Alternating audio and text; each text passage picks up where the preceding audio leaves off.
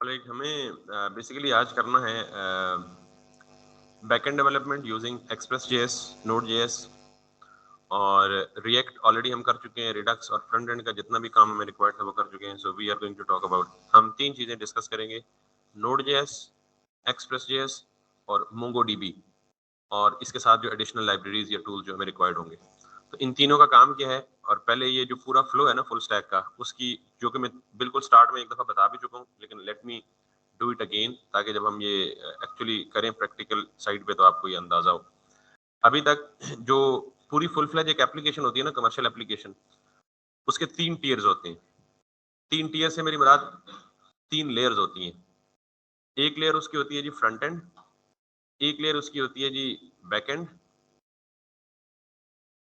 या front end और back and को छोड़ के हम अगर इसको मजीद प्रिसाइजली या करेक्टली नाम दें तो एक होती है फ्रंट एंड, सॉरी क्या कहते हैं इसे, एक होती है क्लाइंट साइड, एक होती है सर्वर साइड, और एक होती है डेटाबेस। ये 3 टीयर्स होती है बेसिकली। पहले मैंने फ्रंट एंड बैक एंड बोला था ना, हाँ, उससे ज्यादा अच्छा है कि आप इसको इस नाम से याद रखेंगे, एक क्लाइंट साइड, एक सर्वर साइड, और एक, तो ये बेसिकली हमारी 3 लेयर्स है। ठीक है, so let me separate them with this. तो ये जो रेड लाइन में जो पहला कॉलम है, that is going to represent the front end. जो दरमियान वाला कॉलम है, that is going to be representing the server, और जो थर्ड वाला है, that is going to be the database. ठीक है, so let me this client, this is going to be server, and this is going to be database। अब जो theory है वो ये कहती है, ये जो फ्रंट एंड है ना, this is the application that and user uses at client and. Client में किसको बोल रहा होता हूँ? हर वो डिवाइस, हर वो मशीन, हर वो सॉफ्टवेयर, हर वो एप्लीकेशन जो कि किसी भी डाटा के लिए सर्वर को रिक्वेस्ट करेगी। हमारे इस मशीन के केस में क्लाइंट कौन था? ब्राउजर। एंड यूजर हम हैं, तो हम किसी क्लाइंट को यूज कर रहे हैं रिक्वेस्ट करने के लिए। कहाँ से? सर्वर से। मिसाल के तौर पे आप यहाँ पे ब्राउजर ओपन करते हैं विच इज द क्लाइंट, और उस ब्राउजर पे लिखते हैं www.something या .example.com। तो what you are doing is you are making a request to some server that is placed at a remote site। ठीक, तो ये आपका क्या हो गया, और ये क्या हो गया? लफ्ज सर्वर का मतलब ये होता है कि सर्व करने वाला। तो ये क्या सर्व करेगा? जो भी आप रिक्वेस्ट करेंगे उस रिक्वेस्ट के अगेंस्ट डाटा चाहिए हुआ, डाटा किसी भी शेप में हो सकता है, टेक्स्ट फॉर्म में हो सकता है, इमेज फॉर्म में हो सकता है, वीडियो फॉर्म में हो सकता है, सारों का मिक्सचर हो सकता है, whatever it is। तो whenever client is going to make a request, server is going to respond either with the data or with the error। यानी सर्वर रिस्पॉन्ड जरूर करेगा, या तो डाटा के साथ या फिर एरर के साथ। ऐसा नहीं हो सकता कि हमने किसी क्लाइंट को रिक्वेस्ट, किसी सर्वर को क्लाइंट ने रिक्वेस्ट भेजी और सर्वर चुप करके बैठ गया, यानी उसके पास डाटा नहीं है, ये खराब है या कुछ भी है, तो उसने चुप करके बैठ गया, जवाब ही नहीं दिया। ये इसकी मिसाल बिल्कुल ऐसे ही है, जब किसी होटल पे जाते हैं आप, किसी वेटर को बोलें जी कि आप एक कप चाय का दे दें, तो वो आपको देगा, वो आपको कहेगा या चाय है या फिर रिस्पांस, दोनों सूरतों में जरूर है। ऐसा नहीं है कि वो आपसे ऑर्डर लेके अंदर जाके बैठ जाए चिल मारने। तो इसका मतलब अगर वो आपसे ऑर्डर लेके अंदर जाके भूल जाए या रिस्पॉन्स ना करे, तो आप बीइंग क्लाइंट उसका इंतजार ही करते रहेंगे। क्या करते रहेंगे? उसका इंतजार ही करते रहेंगे। कब तक? 1 घंटा, 2 घंटे, 3 घंटे, या कोई पागल होगा तो वो तब तक बैठा रहेगा जब तक रिस्पॉन्स नहीं आता। और अगर कोई समझदार होगा तो वो 10-15 मिनट देखेगा, अगर उसे कोई रिस्पॉन्स नहीं मिला तो वो क्या समझेगा कि सर्वर के पास वो चीज है ही नहीं, वो उठ के चला जाएगा। 3 पॉसिबिलिटीज होगी। एक पॉसिबिलिटी, या server will response with the data, या server will response with the error, या सर्वर विल नॉट रिस्पॉन्ड। तो जब सर्वर विल नॉट रिस्पॉन्ड होगा तो फिर क्लाइंट को कुछ खुद ही करना पड़ेगा। ठीक है, पर तो ये बेसिकली मेरा क्लाइंट सर्वर मॉडल। अभी तक जो हमने काम किया है, हमने सिर्फ और सिर्फ क्या बनाया है? फ्रंट एंड बनाया है, और उस फ्रंट एंड में क्लाइंट जो है वो मैक्सिमम क्या कर सकता है, सर्वर को रिक्वेस्ट कर सकता है। यानी जो हमने एपीआई कॉल भेजी थी, तो हमने अपना सर्वर नहीं लिखा था, लेकिन हमने किसी के सर्वर को क्या भेजी थी, रिक्वेस्ट भेजी थी। और वो सर्वर हमें, एपीआई हमने पढ़ी है ना कभी, तो वो सर्वर हमें क्या देता था, या डेटा या एरर।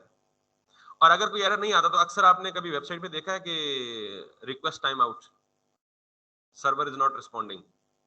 तो अगर सर्वर का इस तरह कोई मसला हो तो फिर क्लाइंट उसके बजाय ये शो करने के सर्वर नॉट रिस्पॉन्डिंग या रिक्वेस्ट टाइम आउट, कोई एरर मैसेज शो करते, समथिंग वेंट रॉन्ग। इसका मतलब क्या है कि सर्वर जवाब नहीं दे रहा, हमें पता नहीं लग रहा कि वो क्या कर रहा है पीछे, तो हम आपको माजरत कर देते हैं। तो खैर, आज ये जो है टीयर 1 लफ्ज इस्तेमाल होता है, TIER, टीयर 1 फ्रंट एंड या क्लाइंट। आज हम शुरू करेंगे क्या, बैकएंड। यानी आज से पहले हम जो रिक्वेस्ट करते रहे वो किसको करते रहे, किसी के सर्वर को। आज हम खुद अपना सर्वर लिखेंगे। तो फिर क्या करेंगे, हम फ्रंट एंड से रिक्वेस्ट किसको करेंगे, अपने सर्वर को। और फिर अपने सर्वर को इस काबिल बनाएंगे कि वो हमारी रिक्वेस्ट रिसीव करे, और रिसीव करने के बाद उसको अंडरस्टैंड करे, और अंडरस्टैंड करने के बाद जो चीज या जो डाटा उस रिक्वेस्ट में मांगा जा रहा है वो उसे वापस रिटर्न करे। क्लियर होगी ये बात। अब ये तो अब अच्छा, इस पे अभी हम नहीं जाएंगे, तकरीबन कोई 10-15 दिन मजीद, या एटलीस्ट 10-15 दिन, एक आधा हफ्ता हम जरा इसकी मजीद डेप्थ समझते हैं। सर्वर और क्लाइंट समझ आ गया ना आपको। हम अब, मैंने ये बोल दिया जी कि क्लाइंट रिक्वेस्ट करेगा किसको। अब हम जरा उस रिक्वेस्ट की एनाटॉमी समझते हैं, उस रिक्वेस्ट का इंटरनल स्ट्रक्चर समझते हैं। ये रिक्वेस्ट मुख्तलिफ टाइप्स की हो सकती है। सबसे पहले मैं ये सपोज कर रहा हूँ कि जब ये क्लाइंट सर्वर को रिक्वेस्ट करेगा ना, तो ये कहेगा जी कि मुझे कोई डेटा चाहिए। तो जब भी क्लाइंट सर्वर को डेटा गेट करने के लिए रिक्वेस्ट करे, तो इस रिक्वेस्ट टाइप को हम कहते हैं this is going to be get request. इस रिक्वेस्ट टाइप को क्या कहते हैं। अच्छा, उससे भी पहले एक और चीज सुन लें कि जब भी क्लाइंट किसी सर्वर को रिक्वेस्ट करता है तो उस रिक्वेस्ट को हम कहते हैं HTTP रिक्वेस्ट। पूरा उसका नाम क्या है, HTTP होता है हाइपर टेक्स्ट ट्रांसफर प्रोटोकॉल। आपने अक्सर लिखा देखा है, जब किसी वेबसाइट को सर्च करते हैं तो उसके पीछे ब्राउजर खुद इंजेक्ट कर देता है HTTP या HTTPS। तो ये HTTP क्या है, इसके बारे में सुन लें। HTTP is a protocol that governs the network communication. Protocol क्या होता है, set of rules and regulations जिनको फॉलो करके उस कम्युनिकेशन ने अकर होना होता है। मैं और आप कम्युनिकेट कर रहे हैं ना, तो हम एक प्रोटोकॉल को फॉलो कर रहे हैं कि हम ऐसी ही जुबान में बात करेंगे जो मुझे भी समझ आएगी और आपको भी।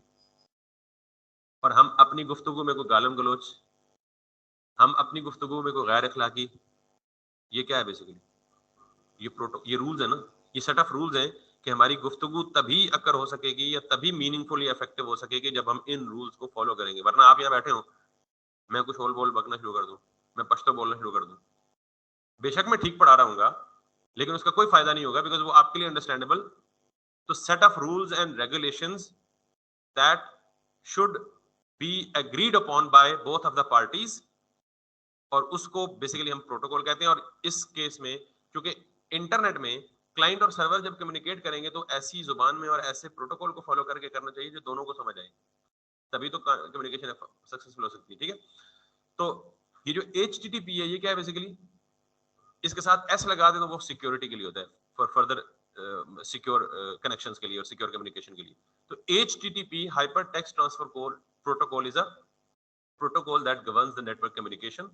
ठीक, अब उस HTTP जब भी कोई रिक्वेस्ट होती है क्लाइंट और सर्वर के दरमियान, तो वो किस प्रोटोकॉल को फॉलो करती है, HTTP।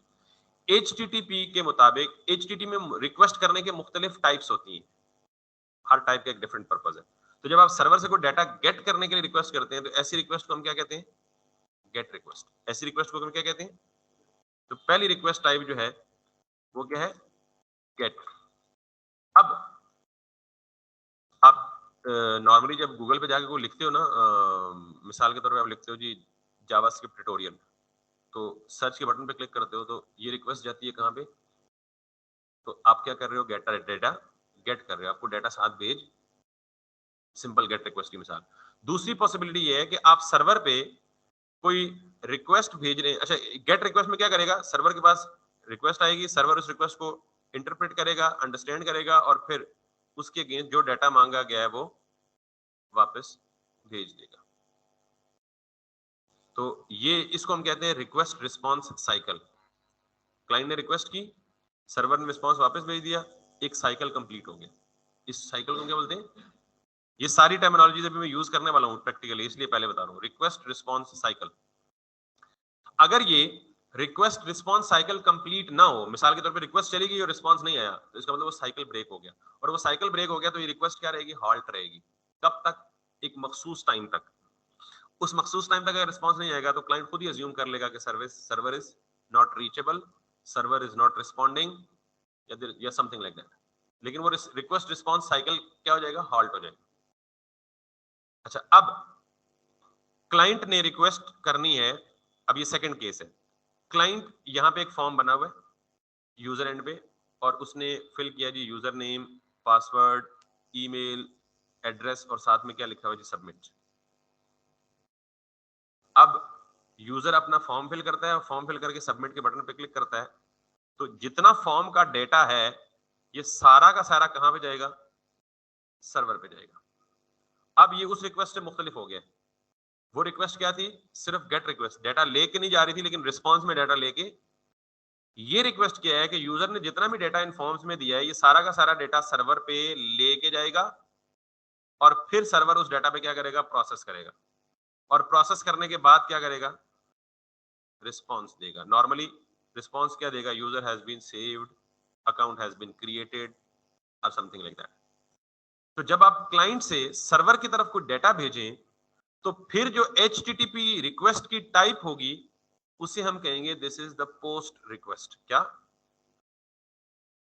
रिक्वेस्ट HTTP होगी, लेकिन रिक्वेस्ट की टाइप क्या होगी? तो गेट रिक्वेस्ट का मतलब you are getting some data from the server, post का मतलब you are posting some data to the server. Clear? HTTP की रिक्वेस्ट टाइप्स बता रहा हूं। तीसरी पॉसिबिलिटी, यहां पे बहुत सारे यूजर्स ऑलरेडी क्रिएटेड है, इनमें आपका यूजर भी है। आप अपना आपका नाम गलती से गलत लिखा गया है, और आप क्या चाहते हैं जी कि आप यहां से रिक्वेस्ट भेजें, यानी यहाँ एक एडिट का बटन होगा, आप एडिट पे क्लिक करेंगे, वो सर्वर पे जाके वो डाटा लेके आएगा, और आपने अपने इस पूरे अकाउंट में एक चीज चेंज करनी है, which probably should be your name only. ठीक? तो आप यहां से जो भी चेंज करेंगे, उस चेंज करने के बाद जो new copy of data server पे भेजेंगे, वो किस लिए भेज रहे हैं? अपडेट करने के लिए ना। तो अपडेट करने के लिए जो रिक्वेस्ट जाएगी, उसकी जो रिक्वेस्ट टाइप होगी, that would be called as put. HTTP request की तीसरी टाइप कौन सी है? पुट। और आखिरी, आखिरी नहीं और भी है, लेकिन हम जो आखिरी पढ़ेंगे वो, अगेन यहां पे कोई डेटा आइटम सर्वर पे पड़ा हुआ है और अब वो किसी इस्तेमाल का नहीं रहा, तो आप उसे क्या करना चाहते हैं? डिलीट करना चाहते हैं। यानी जैसे फेसबुक पे कोई पोस्ट शो हो रही है और आप उसे डिलीट करना चाहते हैं, तो यहाँ से क्या भेजेंगे? एक और रिक्वेस्ट भेजेंगे, और इस रिक्वेस्ट में क्या स्पेसिफाई करेंगे? यार सर्वर पे ये पर्टिकुलर आईडी है और इस पे पड़ा हुआ कोई रिकॉर्ड क्या कर दें आप? डिलीट कर दें। तो फिर जो रिक्वेस्ट टाइप यहाँ पे हमें देखनी होगी वो कौन सी होगी? डिलीट। सो गेट, पुट, पोस्ट, डिलीट, ये चार रिक्वेस्ट टाइप्स हमने पढ़नी है। क्योंकि आज से पहले हम सिर्फ गेट ही करते रहे, तो हमने सिर्फ कौन सी रिक्वेस्ट पढ़ी है? और HTTP रिक्वेस्ट भेजते वक्त जब साथ आप स्पेसिफाई ना करें ये कौन सी रिक्वेस्ट है, तो बाय डिफॉल्ट कौन सी ट्रीट होती है? तो आज तक जब आपने फेच पढ़ा है तो साथ में ये बताया कि ये गेट है या पुट है या पोस्ट है पोर्ट, तो बाय डिफॉल्ट कौन सी रिक्वेस्ट होती रही है? और बाय डिफॉल्ट हम क्या करते रहे? API का डाटा गेट ही करते रहे, कभी पुट, पोस्ट, पैच, डिलीट नहीं किया। क्लियर? तो अब ये वाली टीयर अभी तक खाली पड़ी हुई है। सर्वर का क्या काम है? रिक्वेस्ट रिसीव करना, रिक्वेस्ट को अंडरस्टैंड करना, रिस्पॉन्स बनाना और वापस क्लाइंट को सेंड कर देना। होटल पे जाएं आप क्लाइंट है, वेटर क्या है? सर्वर है। आपने रिक्वेस्ट की, वेटर क्या करता है? आपकी रिक्वेस्ट को रिसीव करता है, रिक्वेस्ट को अंडरस्टैंड करता है, और वापस क्लाइंट को क्या कहता है? रिस्पॉन्स देता है। अब मुझे ये बताएं कि क्लाइंट ने जाके वेटर से मांगा चाय दे दे, तो क्या वेटर की जेब में पड़ी हुई थी चाय या हाथ में पकड़ी हुई थी, फौरन उसको पकड़ा दी? उसने क्या किया? रिक्वेस्ट रिसीव की, उसको अंडरस्टैंड किया, और अंडरस्टैंडिंग में उसको लगा कि यार ये रिक्वेस्ट में जो चीज डिमांड कर रहा है वो मेरे पास नहीं है, वो तो पीछे किचन में पड़ी हुई है। वो किधर पड़ी हुई है? तो वो जो सर्वर है वो जाएगा कहां पे?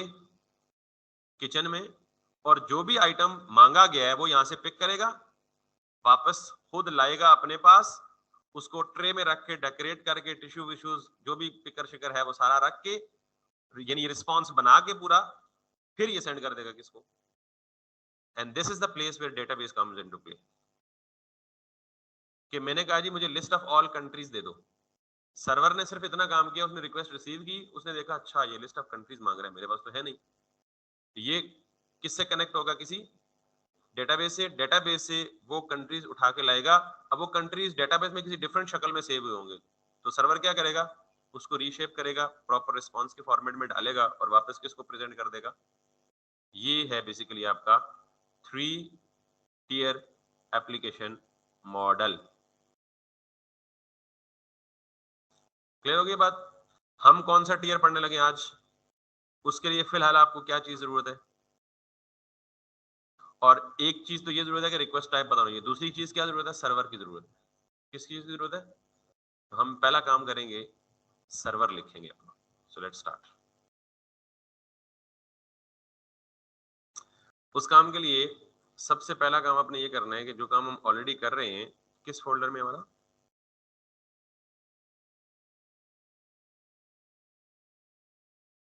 इसमें हमने कोई फ्रंट एंड पढ़े, अच्छा वैसे नॉर्मली हो सकता है कि हम इस पूरे कोड को उठा के एक और फोल्डर बना लें बैकएंड का, यानी 2 फोल्डर बना लें, बैकएंड का और एक, तो फ्रंट एंड का सारा कोड फ्रंट एंड में मूव कर दें और बैकएंड का सारा कोड क्या करें, बैकएंड में लिखें। ये भी हम एक ही फोल्डर में कर सकते हैं, लेकिन मैं एक नया प्रोजेक्ट बना रहा हूँ और उसको मैं सिर्फ क्या लिखूंगा, उसमें बैकएंड लिखूंगा, ठीक है। तो यहाँ पे लिखता हूँ जी टू डू। इस तरह हमने फ्रंट एंड में ना पूरा का पूरा मैंने आपको सिखाया अलग चीज पे, और टास्क आपको दिया, आपने केएफसी का पूरा फ्रंट एंड बनाया, मैंने टू डू बनाया था। इसी तरह मैं अब बैकएंड में टू डू मैं बनाऊंगा और ई कॉमर्स वाला जो बैकएंड है वो आपसे बनाऊंगा। कॉन्सेप्ट एग्जैक्टली वही फ्रंट एंड वाला मॉड होगा हमारा, ठीक है। So let's start. To do backend में गए, ओपन विद कोड किया, और यहाँ पे अब हमें काम करना है। हम यूज कर रहे हैं basically node JS as a run time environment. तो फ्रंट एंड में तो ये किया ना, node JS as a run time environment, और उसके ऊपर किस पे काम किया, रिएक्ट पे काम किया। बैकएंड में भी हम नोड जेएस को as a run time environment रखेंगे, और इसके ऊपर हम यूज करेंगे express JS, one of the very popular and famous backend framework, node JS based framework, ठीक है। तो सबसे पहले हमें क्या करना है जी, यहाँ पे हमारे पास ना रिएक्ट की एप्लीकेशन बनाने के लिए एक टेम्पलेट था, CRA template, create react app. Backend के लिए हमारे पास ऐसा कोई टेम्पलेट नहीं है, हमें सब कुछ खुद करना पड़ेगा, ठीक। तो हमें सबसे पहला काम जो करना होता है ना बैकएंड बनाने के लिए, वो ये करना होता है कि हम यहाँ पे लिखते हैं जी npm-init। ये npm init है ना, ये पैकेज जेसन फाइल क्रिएट करता है। आपको पता है कि पैकेज जेसन की इंपॉर्टेंस क्या है, हमारी जितनी भी फाइल, जितनी भी डिपेंडेंसीज लाइब्रेरीज की है, वो सारी की सारी कौन ट्रैक कर रहा होता है, पैकेज जेसन। तो हमने बैकएंड में भी तो नोड जेएस की वो सारी लाइब्रेरीज और मुख्तलिफ चीजें यूज करनी है। तो सबसे पहले इंपॉर्टेंट चीज क्या है कि आपने पैकेज जेसन की फाइल बनानी है, ताकि वो सारी डिपेंडेंसीज को होल्ड भी करे और ट्रैक भी करे। सो लेट्स सी, मैं जब npm init करूंगा ना, तो मुझसे कुछ सवाल पूछेगा। वो सवाल डिफॉल्ट रहने देते हैं हम। ये पहले मुझसे पूछेगा कि what is the package name. तो मैं पैकेज नेम तो पहले ही दे चुका हूँ, टू डू ऐप। पैकेज का मतलब फोल्डर नेम। तो मैं यहाँ पे कुछ नया लिखूंगा तो बैकएंड के फोल्डर के अंदर ये नया फोल्डर बना लेगा इस नाम से। तो मैं कुछ भी नहीं लिखता, बाय डिफॉल्ट क्या रखेगा, ये टू डू बैकएंड ही रखेगा, ठीक है। फिर ये मुझसे पूछा है कि आपकी ऐप का वर्जन कौन सा है। तो अब हम शुरू किए तो कौन सा वर्जन है यार, डिफॉल्ट ही रहने दें 1.0.0। फिर ये पूछेगा जी कि डिस्क्रिप्शन क्या है। तो मैं कहूंगा जी कि test to do backend in express JS, ठीक। फिर ये पूछेगा जी एंट्री पॉइंट। हर प्रोजेक्ट को ना, जैसे हमने रिएक्ट बनाया था, तो रिएक्ट का एंट्री पॉइंट क्या था, वो पहली फाइल जहां से उसने एग्जीक्यूशन स्टार्ट करनी थी। और वो हमारे केस में कौन सी थी, index.js। उसके अंदर क्या रेंडर हुआ था, ऐप। और वो इंडेक्स खुद कहाँ जा रही थी, root element which was inside the index.html which was inside the public. तो इसका मतलब आपका एंट्री पॉइंट कौन सा हुआ, इंडेक्स डॉट पब्लिक के अंदर इंडेक्स डॉट HTML वो किसको रेफर कर रहा था, इंडेक्स डॉट CSS वो किसको रेफर कर रहा था, ऐप, और वो किसको रेफर कर रहा है, हमारे सारे कंपोनेंट। मतलब कोई ना कोई एंट्री पॉइंट तो है ना जहां से उसको स्टार्ट करना है। तो यहाँ से पूछा जी यहाँ तो कुछ भी नहीं है, तो आप किस फाइल को एंट्री पॉइंट बनाएंगे जहां से आपका सर्वर चलना शुरू होगा। तो मैं अगर कुछ भी नहीं लिखता तो ये क्या कंसिडर करेगा, इंडेक्स डॉट जेएस। ठीक, तो मैंने कुछ भी नहीं किया, मैंने कहा index dot JS good to go. Test command मैं कुछ भी नहीं लिख रहा फिलहाल, मैं कहता हूँ जाने दे। गिट रिपोजिटरी, अगर आप इसको गिट की रेपो बनाना चाहते हैं तो यहाँ उसका लिंक दे दें, वो कॉन्फ़िगर कर लेगा, मैं इसे बाद में कर लूंगा। ये बाद में भी सारे ऑप्शन ठीक हो सकते हैं, एडिट भी हो सकते हैं। मैं इसको कहता हूँ गिट रिपोजिटरी फिलहाल मैं कोई नहीं देना चाहता। ठीक है जी, कीवर्ड्स यानी जिन कीवर्ड से लोग सर्च करते हैं, आपने कहीं एप्लीकेशन डिप्लॉय करनी होगी, मैं कहता हूँ वो भी नहीं करनी।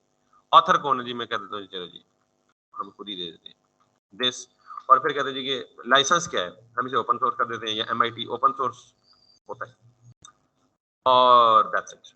तो ये उसने मुझे सारा जेसन बना दिया। जो जो ऑप्शन मुझसे सवाल पूछे ना उसने, नेम क्या है, टू डू बैकएंड वर्जन क्या है, दिस डिस्क्रिप्शन, ये सारी वही चीजें जो भी मैंने कमांड को नहीं दी, तो उसने खुद एक टेस्ट कमांड दे दी, फिर ऑथर यासरल दे दिया।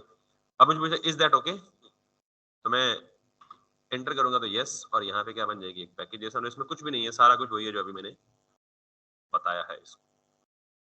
ठीक, तो ये क्या कर npm init का क्या काम है, वो हमारी पैकेज जेसन फाइल बनाती है। मैं इसको डिलीट कर रहा हूँ।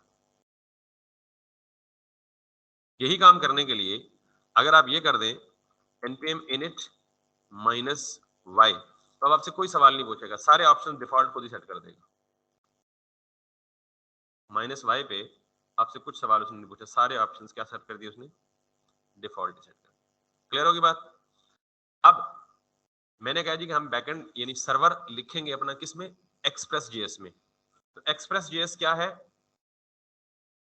एक्सप्रेस जेएस बैकएंड का node JS based backend framework. ठीक है, यानी ऐसा फ्रेमवर्क जो कि नोड जेएस के ऊपर चलता है, नोड जेएस की बेस पे चलता है। सो मैं यहाँ पे लिखता हूँ जी express JS and this is what we are gonna use. It's fast, unopinionated, minimalist web framework for Node.js. तो दूसरा जो काम करना है हमें, वो ये करना है कि हमें यहाँ पे एक्सप्रेस को इंस्टॉल करना है।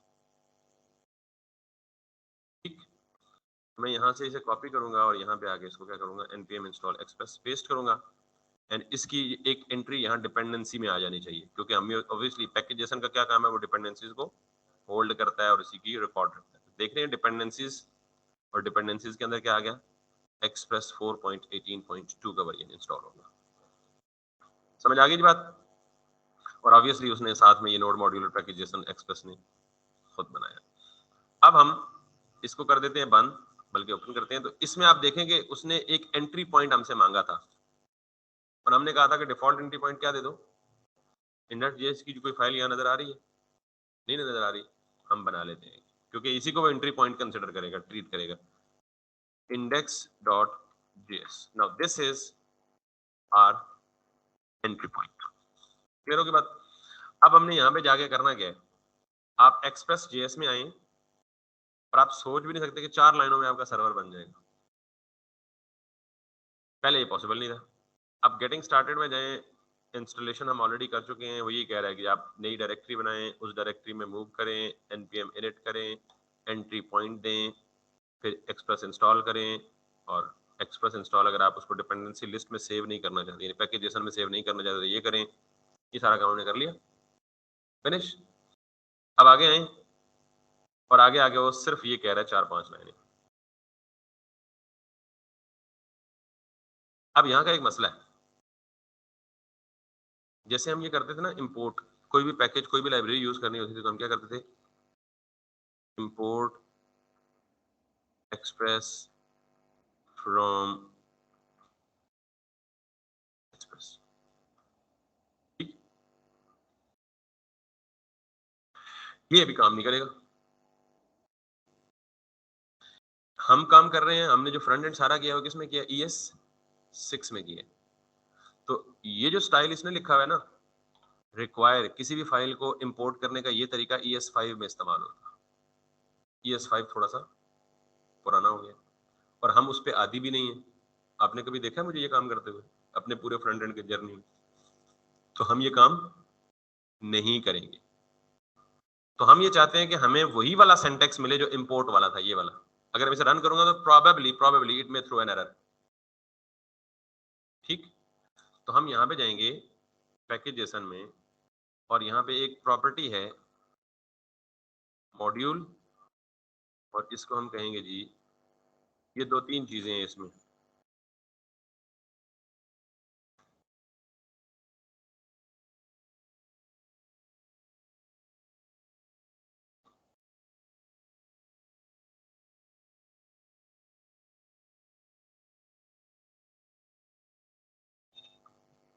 मॉड्यूल की मुख्तलिफ वैल्यूज होती हैं, हमने उस वैल्यू को पिक करना है जिससे हमें वो अलाउ हो जाए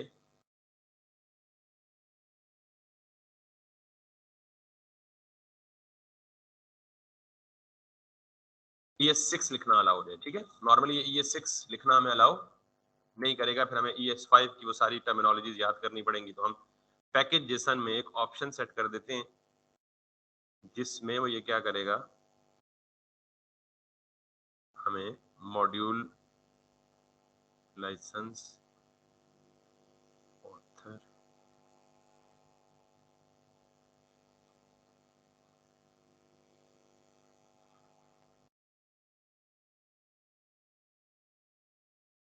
नजर आया तो कहीं मुझे बताइएगा, इस तरह की इसी तरह की वैल्यू फॉर्म में नजर आएगा मॉड्यूल। ठीक है,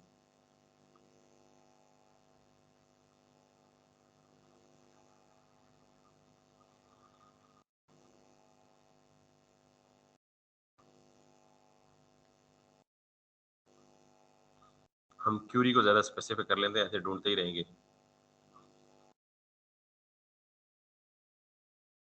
ES6 मॉड्यूल इन पैकेज जैसा। ठीक है,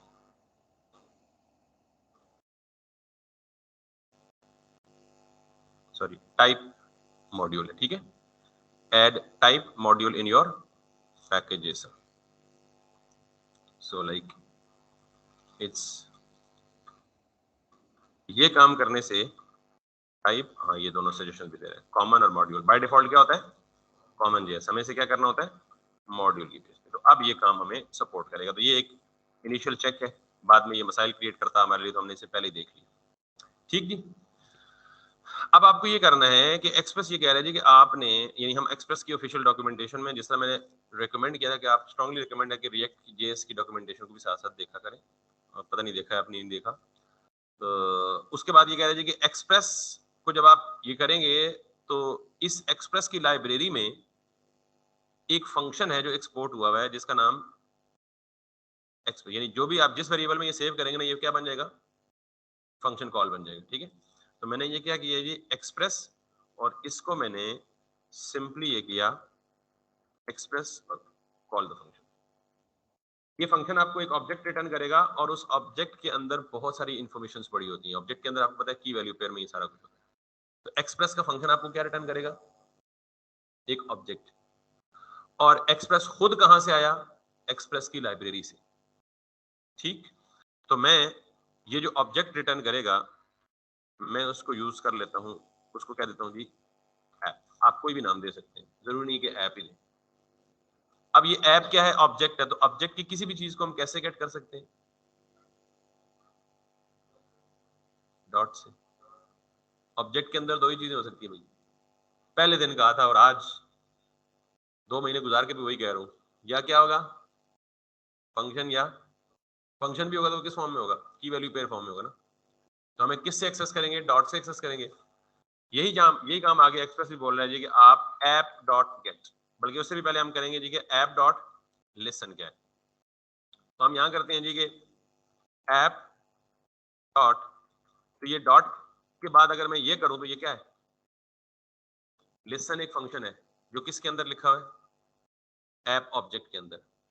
अब लिंक कर रहे हैं ना चीजों को। ये जो आपका लिसन है ना, ये दो चीजें लेता है, आप देख लें यहाँ पे, कॉल बैक फंक्शन।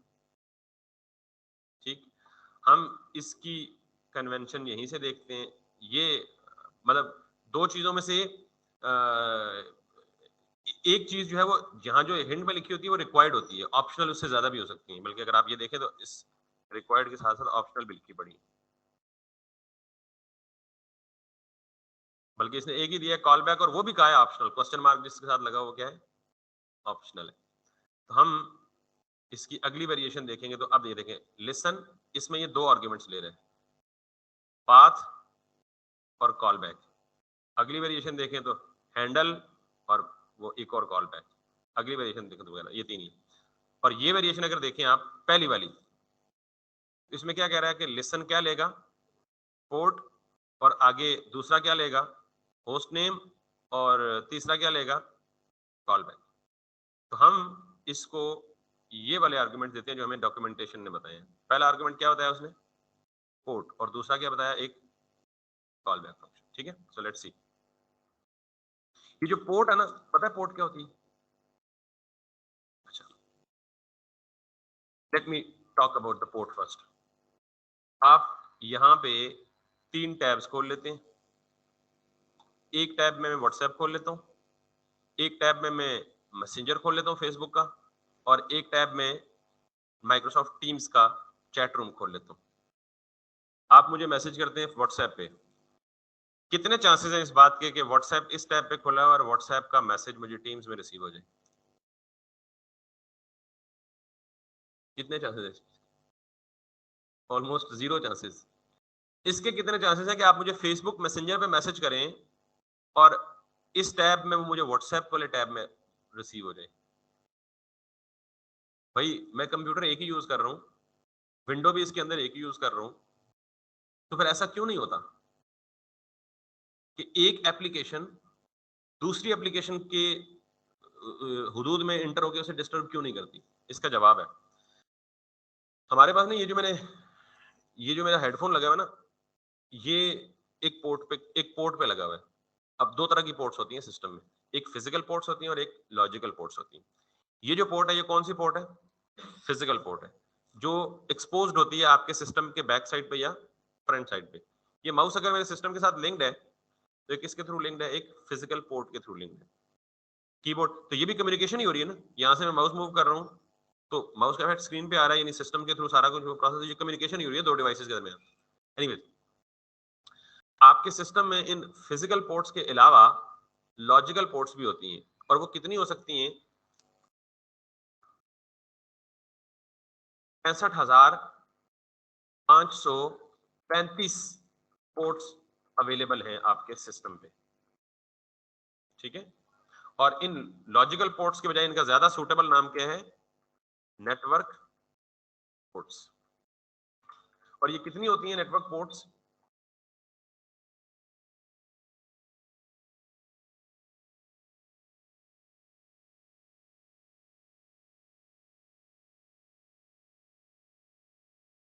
कितना नंबर है? 65,535 पॉसिबल पोर्ट नंबर्स। अच्छा, ये पोर्ट्स होती क्या भला है? हर एप्लीकेशन, नेटवर्क एप्लीकेशन की बात करूं, जो एप्लीकेशन क्या यूज कर रही है? नेटवर्क पे चल रही होती है। आपका स्काइप किस पे चलता है? आपका व्हाट्सएप किस पे चलता है? यानी इनकी कम्युनिकेशन कहां से होती है? तो हर एप्लीकेशन किसी न किसी खास पोर्ट पे चलती है। आपके सिस्टम में टोटल पोर्ट्स कितनी हो सकती हैं? 65,500। अगर आपके सिस्टम में व्हाट्सएप भी चल रहा है, स्काइप भी चल रहा है, टीम्स भी चल रहा है, मैसेंजर भी चल रहा है, चार की चार एप्लीकेशन है, तो ये चारों आपस में एक दूसरे को डिस्टर्ब नहीं करती। वजह, स्काइप उसी सिस्टम पे चल रहा है लेकिन उसका पोर्ट कोई और है। जैसे एक सिस्टम में फिजिकल पोर्ट्स 10 हो सकती है ना, तो मैं माउस चलाऊं तो कीबोर्ड की कोई की डिस्टर्ब नहीं होगी, मैं की दबाऊं तो माउस कर्सर डिस्टर्बेंस नहीं होगी। क्यों? ये अपनी पोर्ट से कनेक्टेड है। तो ये ports are the gateways of communication. Port क्या है? वो दरवाजा है जिसके थ्रू कम्युनिकेशन या जो उसकी डेटा है वो इन या आउट होता है। तो जिस तरह फिजिकल पोर्ट्स में मुख्तलिफ डिवाइसेस एक ही वक्त में अटैच हो सकती हैं और हर डिवाइस अपना अपना काम करती है, इसी तरह लॉजिकल पोर्ट्स में अगर आपके सिस्टम में मोर देन वन एप्लीकेशन चल रही है तो हर एप्लीकेशन किसी खास पोर्ट पे चल रही होगी और उस पोर्ट पे कोई दूसरी एप्लीकेशन नहीं चल सकती। जैसे माउस की पोर्ट में मैं हेडफोन लगा दूं, अभी तो वो यूएसबी वाला है ना, वो तो मतलब कुछ यूनिवर्सल पोर्ट होती है, लेकिन अगर ऐसा ना हो तो फिर एक पोर्ट पे दूसरी पोर्ट की कोई डिवाइस नहीं चल सकती। क्लियर है ये बात? तो इसी तरह ये जो लॉजिकल पोर्ट्स है ना, ये बेसिकली लॉजिकल गेटवेज है that allow the communication to occur possibly. ठीक है, तो टोटल पोर्ट्स कितनी होती हैं? 65 और पहली 1024 रिजर्व्ड होती हैं, उसके बाद आप कोई भी पोर्ट यूज कर सकते हैं अपने पर्पस के लिए, अनटिल एंड अनलेस कि वो पोर्ट किसी दूसरी एप्लीकेशन ने यूज ना की। तो हम app.listen, हम ये कहते हैं, हम क्या बना रहे हैं, सर्वर बना रहे हैं ना, और सर्वर किसको लिसन करेगा, रिक्वेस्ट को लिसन करेगा। हम कह रहे हैं अपने इस सर्वर को कि तुम लिसन करो, किसको, रिक्वेस्ट्स को। कहां लिसन करो, एक पोर्ट पे, और मैं देता हूं जी कि वो पोर्ट क्या है, 6000 है, ये है पोर्ट। app.listen का फंक्शन दो पैरामीटर लेता है, पहला पैरामीटर क्या है, पोर्ट नंबर, और दूसरा पैरामीटर क्या है, कॉल बैक फंक्शन। तो मैंने कॉल बैक फंक्शन दिया, और उस कॉल बैक फंक्शन में ये लिखा, और मैंने इसमें कुछ किया नहीं है, कॉल बैक फंक्शन मैंने सिर्फ लॉग लिख दिया, ठीक है, और उस लॉग में कहा जी किस, और ये कॉल बैक फंक्शन तब चलता है जब आपकी लिसनिंग स्टार्ट हो जाती है, ठीक है, server is listening at port 6000। अगर मेरा ये सर्वर सक्सेसफुली चलेगा तो मुझे ये मैसेज आ जाएगा, सर्वर इज लिसनिंग एट, और अगर नहीं चलेगा तो ये मैसेज नहीं आएगा। ये बात समझ आ गई है जी। This is what express is saying कि जी आपका जो app.listen है वो दो आर्गुमेंट लेता है, पहला क्या लेता है, पोर्ट, और दूसरा क्या है, कॉल बैक फंक्शन। क्लियर? अब सर्वर का असल काम क्या है, रिक्वेस्ट को रिसीव करना। रिक्वेस्ट की कितनी टाइप्स हो सकती हैं, गेट, पोस्ट, पुट, डिलीट। तो ये जो ऐप है ना, इसके अंदर एक बिल्ट इन फंक्शन है, क्या, ये गेट का क्या मतलब है, गेट रिक्वेस्ट। इस गेट का क्या मतलब है, गेट रिक्वेस्ट। ये दो आर्ग्यूमेंट्स लेता है, इनफैक्ट एक लेता है, लेकिन इसकी मुख्तलिफ वेरिएशंस भी हैं। ये देख रहे हैं सारा कुछ, ये इतना गनमंद आपको समझ नहीं आएगा, मैं समझाऊंगा तो ज्यादा अच्छा समझ आएगा। बहरहाल, तो इस गेट में हम ये कहते हैं जी कि स्लैश टेस्ट। ये गेट का मतलब ये है कि आप गेट रिक्वेस्ट को एंटरटेन करो, जो किस पाथ पे आए, जो टेस्ट के पाथ से आए, आप उसे क्या करो, एंटरटेन करो। और एंटरटेन का मतलब क्या है कि आप करो क्या, जब भी कोई टेस्ट पे रिक्वेस्ट आए तो आप एक कॉल बैक फंक्शन चला दो, और उस कॉल बैक फंक्शन में क्या करो, लेट्स सपोज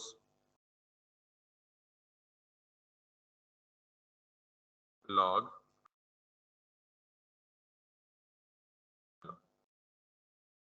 यही बात, ऐप डॉट गेट भी हो सकता है, ऐप डॉट पोस्ट भी हो सकता है, ऐप डॉट पुट भी हो सकता है, ऐप डॉट, ये बिल्ट इन फंक्शन है किस में, एक्सप्रेस में। और ये बिल्ट इन फंक्शन किससे मैप हो रहे हैं, HTTP की रिक्वेस्ट टाइप्स के साथ मैप। अब जब भी कोई गेट रिक्वेस्ट आएगी और इस पाथ पे आएगी तो ये फंक्शन चलेगा, और क्या नजर आएगा यहाँ पे आपको, हेलो। बात क्लियर हो गई है? अब जरा चलते हैं और इसको चला के देखते हैं कि सर्वर हमारा चल रहा है या नहीं चल रहा। सर्वर को चलाने के लिए आप क्या करेंगे, npm स्टार्ट। npm की कमांड्स कहां से कॉपी होती हैं, npm जब हम स्टार्ट करते हैं ना तो पता है यहां लिखा हुआ स्क्रिप्ट चलता है, यहां तो है ही नहीं, यहां तो कोई स्क्रिप्ट नहीं है। वो npm स्टार्ट रिएक्ट जेएस के केस में क्यों चलता था, क्योंकि वो स्कैफोल्डिंग वो खुद करके देता था, क्रॉ टेम्पलेट। तो मैंने क्या कहा, हम बैकएंड बनाते हुए सब कुछ क्या करेंगे, मैनुअली खुद करेंगे। तो अब npm स्टार्ट तो चलेगा ही नहीं भाई, क्योंकि npm स्टार्ट के अगेंस्ट कोई स्क्रिप्ट नहीं लिखा हुआ। npm स्टार्ट किसको देख रहा होता है, स्क्रिप्ट्स को देख रहा होता है, स्क्रिप्ट में तो है ही नहीं npm स्टार्ट। तो उस केस में आप नोड जेएस की फाइल को मैनुअली रन करेंगे। मिसाल के तौर पे नोड इंडेक्स डॉट, याद है ना शुरू शुरू में जब हमने ES6 पढ़ना शुरू किया था तो पहले हमने नोड की फाइल बना के उसे कंसोल पे रन किया था, ये वही तरीका है। क्योंकि यहाँ हमने कोई क्रॉ टेम्पलेट तो यूज नहीं किया, तो सब कुछ मैनुअली करना है। अब अगर मैं इसे हिट करूंगा and if there is no error, ये इंडेक्स की फाइल चलेगी, और इंडेक्स की फाइल चलेगी तो ये चलेगा, ये चलेगा, तो आपको मैसेज आएगा server is listening at port 6। अब जब तक ये प्रोसेस चलता रहेगा ना, आपका सर्वर लिसनिंग मोड में रहेगा। किस मोड में रहेगा, अगर ये प्रोसेस चलते हुए मैं कोई रिक्वेस्ट करूं स्लैश टेस्ट के ऊपर, तो मुझे क्या रिस्पॉन्स मिलेगा? हेलो। क्या मिलेगा? हेलो। Let's see. आखिरी चीज, मैं यहाँ पे जाता हूँ और मैं कहता हूँ जी लोकल होस्ट। अब नॉर्मली सर्वर रिमोट होता है, डेवलपमेंट के दौरान हम रिमोट सर्वर पे तो होस्ट किया ही कुछ नहीं, तो बाय डिफॉल्ट एक्सप्रेस कहाँ चलता है? लोकल होस्ट पे। कहाँ चलता है? यानी सर्वर भी यही है, क्लाइंट भी यही है। क्लियर? लोकल होस्ट पे मैं रिक्वेस्ट भेजता हूँ, तो लोकल होस्ट पे तो हो सकता है हमारी रिएक्ट की ऐप भी चल रही हो, तो रिएक्ट की ऐप बाय डिफॉल्ट किस पोर्ट पे चलती है? अब पता लग गया पोर्ट क्या थी। तो अगर मैं रिएक्ट की ऐप भी 3000 पे चल रही हो और बैकएंड भी 3000 पे चलाऊंगा तो नहीं चलेंगी, कंफ्लिक्ट करेंगी। समझिए बात? तो मैंने इसलिए इसको पोर्ट कौन सी दी, तो मैं अगर यहाँ पे लिखूंगा लोकल होस्ट, तो लोकल होस्ट में अगर 4 या 5 एप्लीकेशंस डिप्लॉयड है तो 6000 का मतलब ये फिर किससे पहचानेगा कि किस तरफ रिक्वेस्ट भेजनी है? पोर्ट से। तो मैं कह रहा हूँ जी लोकल होस्ट 6000 पे रिक्वेस्ट भेजो, और पाथ क्या है? ठीक। अब अगर मैं इसे ओके करता हूँ, मुझे क्या कह रहा है, साइट कांट बी रीच्ड। ये मुख्तलिफ फैक्टर्स हो सकते हैं, but for now I know how to debug it and how to test with it. इसने ये कर दिया जी कि site can't be reached. Possible solutions क्या बताए थे मैंने आपको? जब आप सर्वर को रिक्वेस्ट करते हैं, या तो वो जवाब देता है, या वो एरर देता है, या वो हॉल्ट रहता है। चुप करने का मतलब क्या है? ये आया जी साइट कांट बी रीच्ड। लेकिन अगर मैं बैकएंड पे जाऊं और यहां पे आऊं, तो यहाँ भी कुछ भी नहीं है। यहाँ मेरा सर्वर ठीक चल रहा है लेकिन कुछ भी नहीं। इसका मतलब ये है कि समहाउ मेरी रिक्वेस्ट वहां से यहां तक अभी नहीं पहुंची। क्लियर होगी बात? आई कैन प्रिडिक्ट दैट कि क्यों नहीं पहुंची, उसकी हम रीजन में जाने की कोशिश करते हैं, लेकिन टीईएसटी टेस्ट पे मेरी रिक्वेस्ट आनी चाहिए थी, क्योंकि this is what it has been designed for. So let's see its different possibilities. अगर मैं दो चीजें और करूं जो यहाँ पे हुई हुई हैं, एक रिक्वेस्ट और एक रिस्पॉन्स। मैं बाकायदा इसका पर्पस बताऊंगा कि क्या है रिक्वेस्ट और क्या है रिस्पॉन्स। ठीक है? अगर मैं यहाँ पे करूं, इसको मैंने फंक्शन हटा दिया तो क्या बन गया? ये कॉल बैक फंक्शन। और कॉल बैक फंक्शन के लिए आप, ये तो सिंटैक्स है, ये लेता है एक रिक्वेस्ट और एक लेता है रिस्पॉन्स। ये दो पैरामीटर्स बिल्ट इन है और ये हमेशा लेता है, चाहे वो ऐप डॉट गेट हो, ऐप डॉट पोस्ट हो, पुट हो या डिलीट हो। अब अगर मैं दोबारा इसे कोशिश करूं रिक्वेस्ट करने की, इसने मुझे अभी भी रिक्वेस्ट का कोई रिस्पॉन्स नहीं दिया। यहाँ का एक, जब भी आप सर्वर में कोई चेंज करते हैं ना, तो आपको सर्वर रीस्टार्ट करना पड़ता है। ठीक है? अगर मैं यहाँ से फिर जाऊं तो नथिंग हैपेंस स्टिल। ठीक। आज मैं क्या एक्सपेक्ट कर रहा हूँ, पता है क्या होना चाहिए था? कि जब ऐप localhost.6000/test होता ना, तो ये फंक्शन चलता। जब ये फंक्शन चलता तो मुझे कंसोल पे क्या दिखता? तो मुझे यहाँ पे हेलो दिखना चाहिए था, जो कि नहीं दिख रहा। बहरहाल हमारा setup is correct because we have followed the documentation exactly, but why it is I mean we are struggling to get this running. इसको हम कल देखते हैं और फिर हम इसको res डॉट सेंड, और यहाँ से ये मैं एक्सप्लेन करूंगा कि कंसोल का क्या मतलब है। जब भी चेंज करते हैं आपने प्रोसेस को टर्मिनेट करना है कंट्रोल सी से, और वापस इस सर्वर को चलाना है, और फिर आपने यहाँ से रिक्वेस्ट भेजनी है। ठीक है? It's not getting that, so the reason obviously will explore that, but for now कोई एरर भी नहीं दे रहा, इसका मतलब everything is set up correctly. तो बाकी का काम इंशाल्लाह हम कल कंटिन्यू करेंगे। तो you have understood what is the server and what are its different terminologies, what is port, and